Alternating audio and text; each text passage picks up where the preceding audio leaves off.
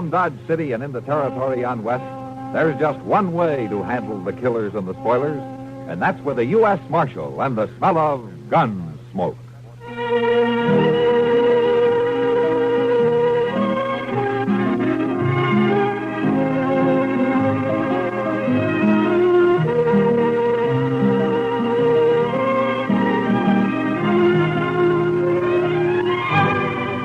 Gunsmoke, starring William Conrad, the story of the violence that moved west with young America, and the story of a man who moved with it. I'm that man, Matt Dillon, United States Marshal. The first man they look for and the last they want to meet. It's a chancy job, and it makes a man watchful and a little lonely.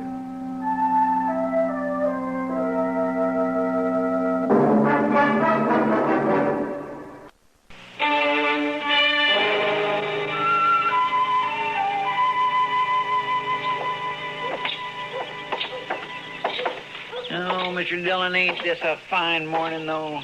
A little nippy, maybe, but just fine. Yeah. Indian summer hanging on, winter holding off. You know, just at this time of year, I wouldn't trade western Kansas for everything east of the Mississippi. Oh, good morning, Caleb. I've been waiting in this jail office for a full 2 hours. What time do you start work, Marshal? Chester, you know Caleb Andrews, don't you? Yes, sir. How are you, Mr. Andrews? Marshal, I have an order here from the U.S. District Court. No? I believe it's your job to serve such orders. It is. I don't get them often, though. Now, order of foreclosure and eviction on Ed Blake. Caleb, why are you doing this to Ed? The man borrowed money from me, gave me a mortgage on his farm and household effects. He can't pay it. It only came due 3 days ago. You sure didn't waste any time. Well, I'm not interested in your opinions, Marshal Dillon. Amount of the mortgage, $420. What do you need with $420? You own half of Ford County right now. Marshal, it's not your place. You know as well as I do why Ed Blake can't pay this off. His horse rolled on him last spring and broke his leg. And then his wife and kid nearly broke their backs trying to get a crop out. Oh, I didn't come here to listen now, to if you'd let this ride on through the winter, you'd get your money out of it. But if you go ahead and foreclose now, you're going to wipe him out. Marshal, I already have foreclosed. Yeah. You'd break a man for $420 that you don't even need, huh? As I said, your opinions don't interest me. All I expect from you is to serve those papers. All right, I'll serve them. You'll notice they're to be served today. I said I'd serve them. Now get out. What, sir? This office belongs to the United States government, and as far as I know, that's one thing you've got no mortgage on, so get out. You may find I have some influence in Washington, Marshal Dillon. Let's see if you can get me a decent salary for this rotten job I've got. Sure was a fine morning, Mr. Dillon. Yeah, it sure was. All right, Chester, let's saddle up.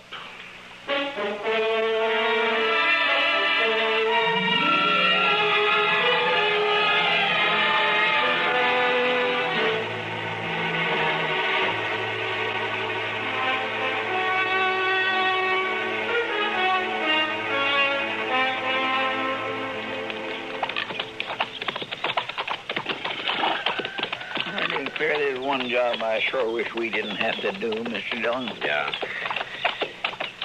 It sure is a nice farm. Ed and Martha put in a lot of work here the last 4 years. Chester, we don't have any choice. Yes, sir, I know.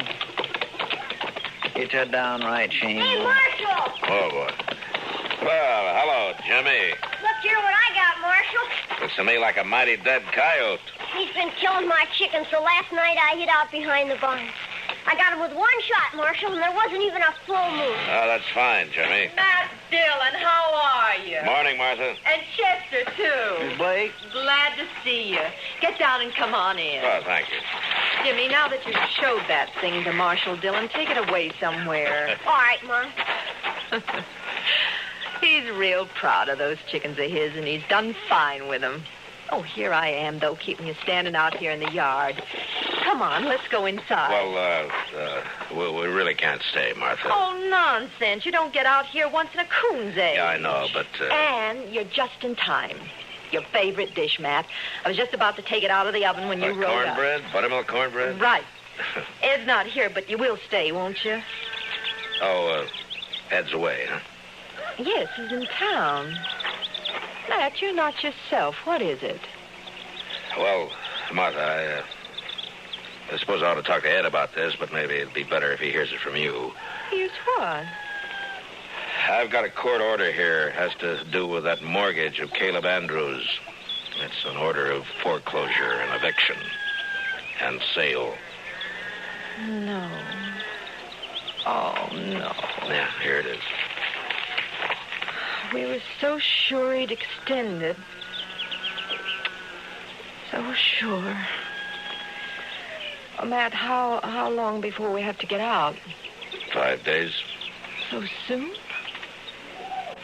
You were right, Matt. It is better that Ed hears it from me, coming on top of everything else. Martha, if there's anything I can do, you just let me know. Matt, I don't blame you for this. I understand. Come on in now and have some cornbread with us. Well, I couldn't. I'm sorry. Thanks anyway, Martha, but I'm just not very hungry.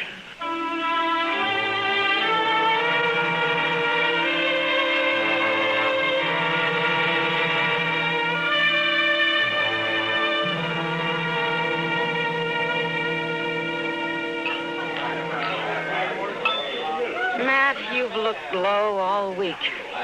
Well, it's just things in general, Kitty. You know, sometimes you get to wondering if it's all worth it. It's the Blakes that's bothering you, isn't it, Matt? Chester was telling me. Yeah, Chester talks too much. Well, it's not your fault, Matt. Somebody had to serve the orders. Yeah, and somebody has to be a hangman, too.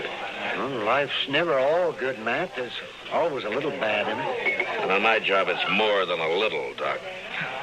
Try making your living sometime as a dance hall girl. Yeah, I guess so. But, you know, when you have to go out and boot somebody like the Blakes off their land and out of their home, then you just start wondering what is right and what is wrong. Well, if you find out, Matt, that means... Oh, there you are, Marshal. I stopped by the jail. All right, Caleb. What's on your mind? That Blake family, Marshal. They were supposed to vacate today, and they haven't done it. I rode by there a little while ago. Well, according to the court order, they got until sundown. Now, look, Marshal, I believe I'd prefer to discuss our business elsewhere than in the presence of this woman. Just a minute, Caleb. Matt, I'll go. No. Caleb. You're going to apologize to Miss Russell right now. Matt, no. Apologize? I'm not going to apologize to any cheap little strumpet.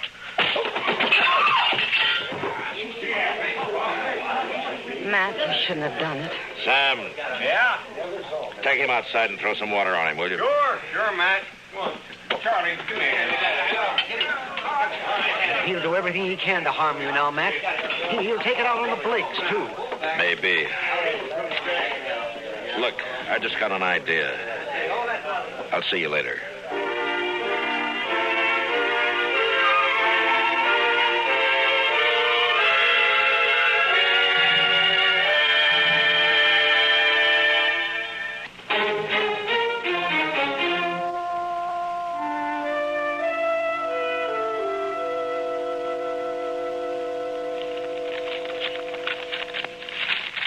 Matt, the mere fact a man runs a bank doesn't always mean he has a free hand in everything he does.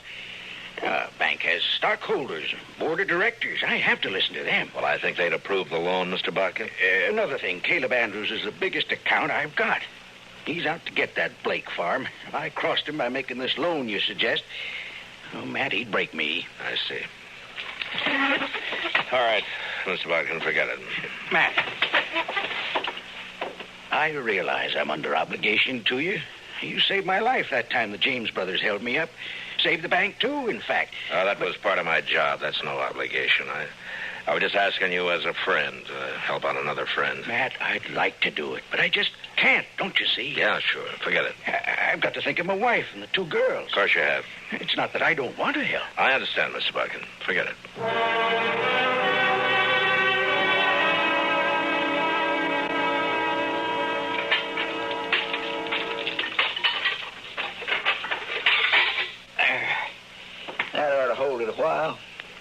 That fire feels kind of good, Mr. Dillon. Getting chilly out tonight. Yeah. Yes, sir. When winter sets in, it always makes you feel good to know you got a warm place to hole up. Be mighty rough to... Yeah, I was thinking of the same thing, Chester. You reckon they vacated this afternoon? I don't know. We'll ride out there in the morning and find out. Yeah, come in. Can we bother you? Ed, come on in. Martha. Hello, Jimmy. Come on up the stove. Yeah. Fact is, Matt, that we kind of like to impose on you for tonight. We don't have any place to go, no money, and, well, wondered we could sleep in the jail. Well, sure, Ed. Sure. Chester, will you get a fire going back there? Huh? Yes, Mr. And dig some blankets out of the storeroom, huh? Yes, sir. Want to come help me, Jimmy? Yeah, you go on along with Chester, son. Ed, we may as well get your stuff out of the wagon. Well, there ain't any wagon, Matt. We walked into town. What? You walked? Well... With that leg? Wagon, the stock, all the household goods, they're all covered in that mortgage, you see. So we didn't take anything, just clothes on our backs. Oh, Ed. So help me, It's all right, Matt. We know how you feel. After all, we started with nothing before, and we can do it again. There's no reason you should have to. We do have to, though, and that's that. Mr. Dillon? Yeah, what is it, Chester? It's Jimmy. He grabbed a rifle from the rack and took out the back way. I couldn't stop him. Where on earth is he going? I know where he's going, and heaven help him if we don't catch him.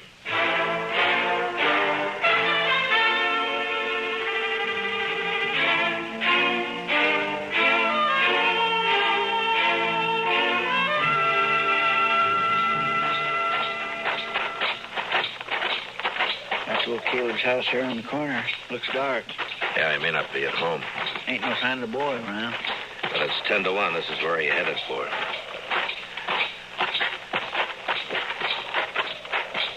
Chester. There's somebody back of that tree there to the left.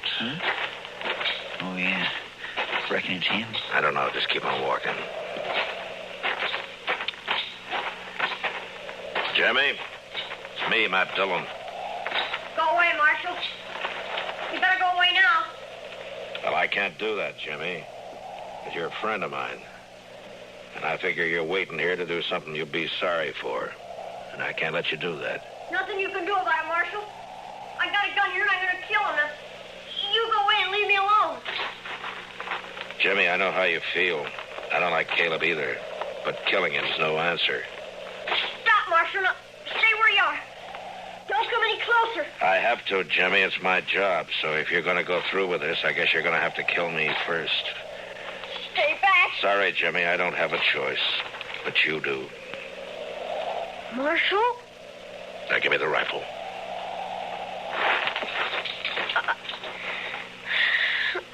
I couldn't shoot you, Marshal. You know that. Sure. I kept waking up nights and hearing Mom crying. Dad had sit up all night without the lamp lit and no fire and not saying anything. Just sitting. Take it easy now. Why is he doing it to us, Mr. Dillon? Jimmy, will you do something for a friend? If you say so. All right, take that rifle back to the jail. Put it in the rack. And you go to bed. You promise? I promise, Mr. Dillon. I'm sorry. I'll do like you say. All right, Jimmy. Good night, son.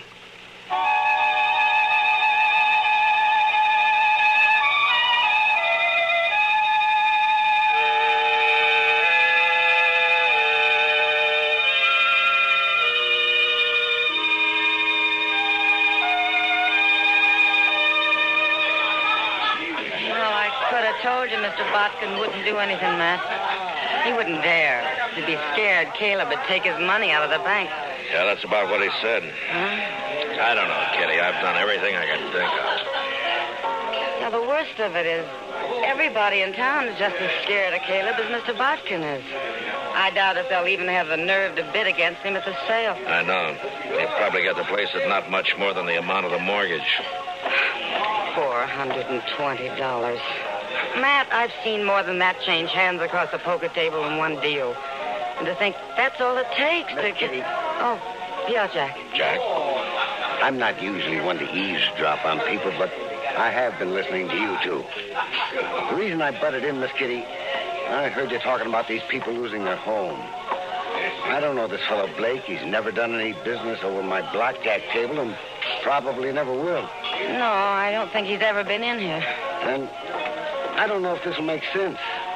But the thing is, I left home when I was 10 years old, and I've been drifting ever since. But when I see somebody like this Blake that sticks it out and works and fights and then gets a raw deal, well, what I'm getting at, here's $50, if that'll help me any. Well, this is pretty decent of you, Jack. Thanks. Sure. Matt, I said a while ago that nearly everyone in town was afraid of Caleb. Well, it looks like there's some who aren't, like Jack and the other dealers and the girls and the bartenders. Matt, I can raise $420 right here in the Long Branch. I think maybe you could, Kitty. I can do as well as Jack, too. Here's 50 from me. Boys, everybody, listen to me for a minute. Now, quiet down. Shut up. Quiet down. I got something to say.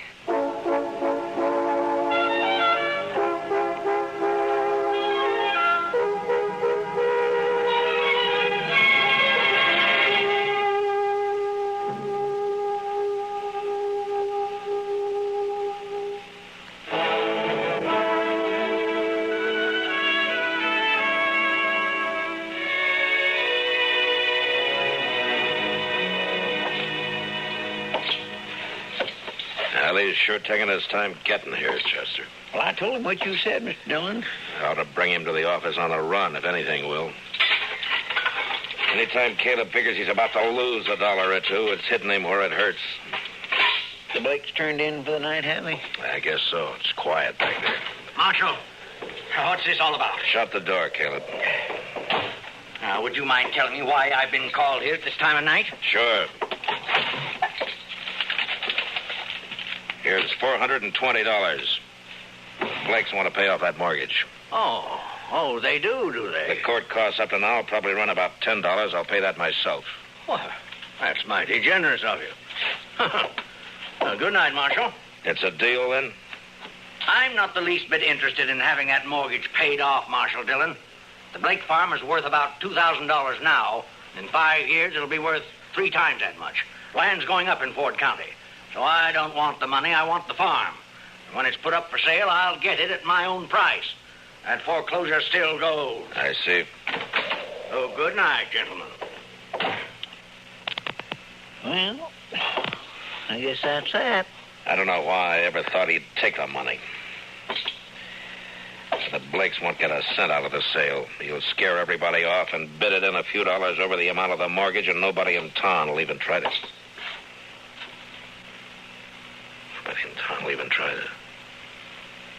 Try to what, Mr. Dillon?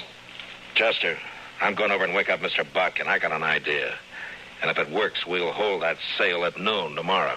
Well, that's pretty short notice to find an auctioneer. I don't need an auctioneer, Chester. This one I'm going to run myself.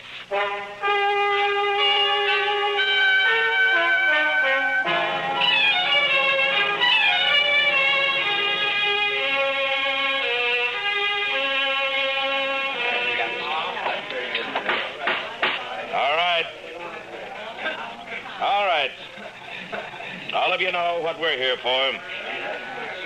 This is a foreclosure sale of the property and the household effects of Edward and Martha Blake, ordered by the court at the request of that fine-spirited, good-hearted public benefactor, Caleb Andrews. All right. Get on with it. Get on with the sale. All right. Now, the first item I'm offering is a breadboard. Marshal Dillon, may I suggest you lump the household effects together and offer them as one bulk item? I'm sorry, Caleb. I'd rather offer them one at a time. Unless, of course, you'd care to waive all claim to the household effects and withdraw them from the order of foreclosure. I waive the claim. The household goods are withdrawn. Now, get on to the house and land. So ordered. Now, the item offered is 160 acres of tillable land, a 4-room house, and a barn.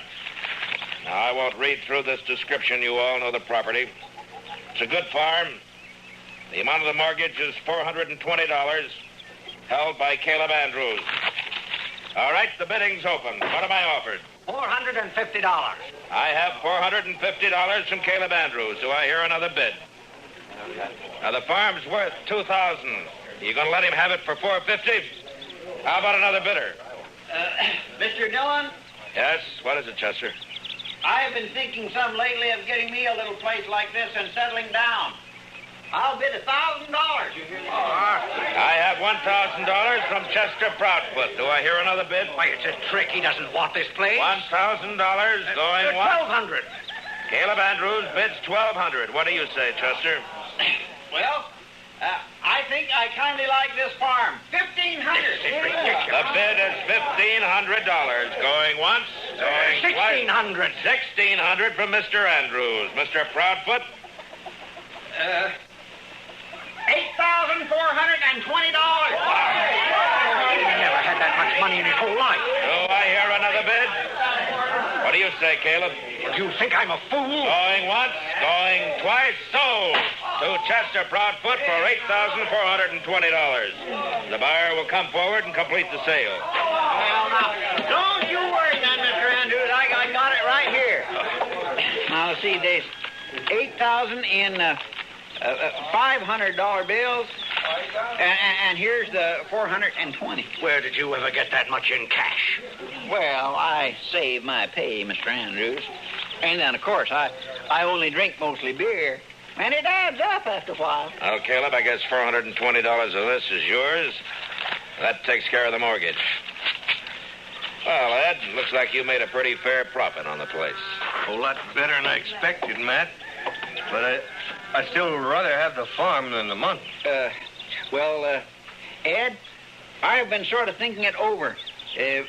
Maybe I kind of lost my head. When you come right down to it, I don't know what I would do with the farm. So if you'd like to buy it, I'll take a $420 loss and sell it back to you for $8,000 cash. That's done, and here's the money. It's unheard of. They can't do it, Marshal. Well, as far as I know, there's no law against a man selling his own property. And now the way I see it, Mr. Andrews, is right this minute, you're a trespasser on my property.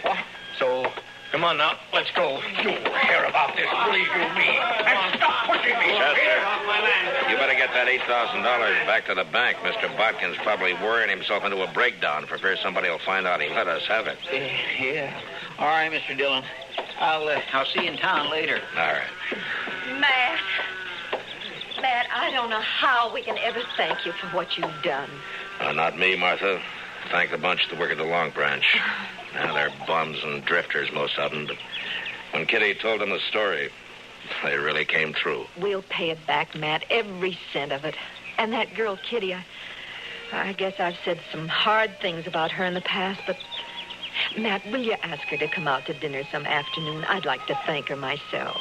Sure, I'll ask her, Martha. I think she'll appreciate that even more than you know.